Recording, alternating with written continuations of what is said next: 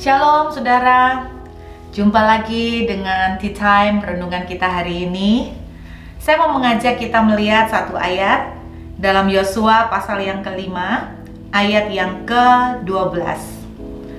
Lalu berhentilah mana itu pada keesokan harinya setelah mereka makan hasil negeri itu. Jadi orang Israel tidak beroleh mana lagi, tetapi dalam tahun itu mereka makan yang dihasilkan tanah Kanaan. Saudara, sudah bertahun-tahun dan berulang-ulang kali Tuhan mengingatkan kepada orang Israel janjinya yang sangat luar biasa, bahwa Tuhan akan membawa mereka ke sebuah tanah perjanjian, tanah Kanaan, yang berkali-kali dituliskan dan digambarkan oleh Alkitab, berlimpah susu dan madunya.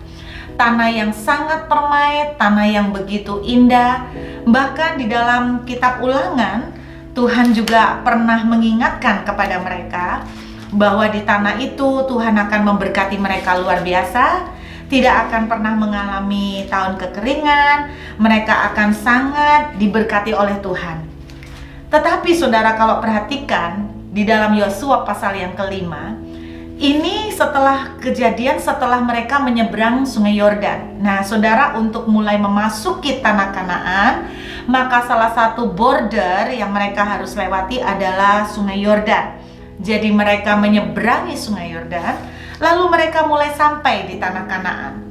Nah saudara, perhatikan di dalam ayat yang kelima ini tadi, pada waktu mereka sampai di tanah Kanaan, pada hari itu berhentilah mana itu pada keesokan harinya setelah mereka makan hasil negeri itu. Saudara perhatikan, detik mereka mulai memasuki tanah Kanaan, jadi mereka setelah menyeberang sungai Yordan lalu ke Gilgal, akhirnya mereka sampai ke Kanaan. Anehnya, mana yang diturunkan dari surga berhenti. Ini seperti terbalik ya saudara, seakan-akan begini, Tuhan itu janji membawa mereka ke negeri yang permai. Nah, di dalam Mazmur 78 ada pernah dituliskan bahwa makanan mana itu adalah roti malaikat, makanan dari surga. Nah, anehnya detik mereka sampai nih mulai menginjakkan kaki di tanah perjanjian. Bahkan Tuhan bilang dalam Yosua pasal 1, setiap tanah yang kamu injak akan menjadi milikmu. Dan Tuhan katakan, tidak ada orang yang akan bertahan menghadapi engkau. Begitu bagus-bagus janji Tuhan. Saudara pasti begitu kan? Saudara dapat janji Tuhan, saudara dapat nubuatan melalui hamba-hamba Tuhan. Semuanya bagus-bagus, Bu. Banyak yang bilang begitu. Janjinya bagus-bagus, tapi mana? Kok semuanya malah kebalik? Saudara, ini persis exactly yang dialami oleh orang Israel. Mereka sampai di tanah Kanaan yang negeri permai, detik itu juga supply dari surga, roti malaikat berhenti. Seperti 180 derajat berlawanan. Apakah Anda sekarang dalam situasi seperti itu? Kalau iya, saya cuma mau katakan, you are in the right track. Anda di dalam track yang benar. Kenapa saya bilang begitu saudara? Anda perhatikan semua pola yang terjadi di Alkitab. Waktu Tuhan bicara sama Yusuf lewat mimpi, matahari, bulan, bintang menyembah, ya kan? Apa yang terjadi setelah itu? Nggak lama, yang terjadi setelah itu dia dijual, terus kemudian dia dimasukkan sumur lalu dia dijual sebagai budak. Apanya yang jadi pemimpin? Budak, iya. Kebalik total kan? Tuhan bicara di dalam Kejadian kepada Ishak, aku akan memberkati kamu di tanah ini. Tanah apa? Ayatnya menuliskan bahwa langsung yang dihadapi oleh Ishak adalah tanah yang kering. Tanah yang kering.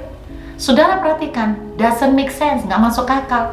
Makanya kenapa banyak anak Tuhan nggak kuat di sini. Mereka bilang, mana janji Tuhan? Tuhan janji begini, bagus-bagus semua janjinya, tapi yang terjadi adalah 180 derajat terbalik. Saudara, janji Tuhan butuh waktu untuk terjadi.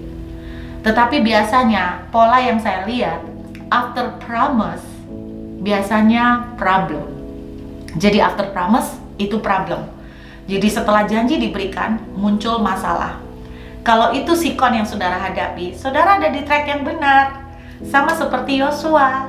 di dalam ayat ini sama seperti Isa, sama seperti Yusuf. Jadi jangan menyerah saudara.